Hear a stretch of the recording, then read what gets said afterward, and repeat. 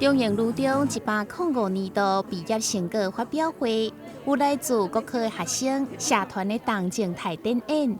同时，今年各将毕业展览的主题定做“幸福出发站”，由着model打扮成新娘的造型造小，为彩妆、头毛，一直到破脸、手链等等，拢是由学生家己设计，展现学生熟练的技艺。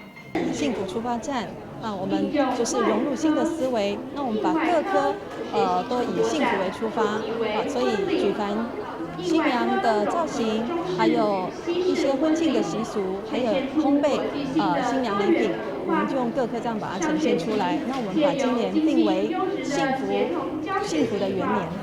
以着当条宫廷贵妃造型作为创作主题学生作品，一出场就去引奖人的眼光。无论是艳丽彩妆，或者是model的头壳顶，利用安链线、假头毛、甲各种的铁片、布等等组装的头饰，拢相当的精致。另外，学生佮采用安链线、报纸等等的材料，创作出树木、蛇、白、墙顶动植物的造型，将大自然的元素纳入彩妆佮造型当中。希望唤起大众对生态保育的重视。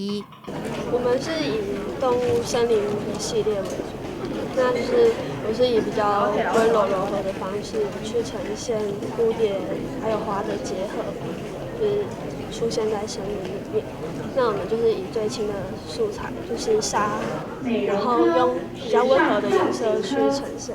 每一件作品都是学生几啊个月以来辛苦的付出。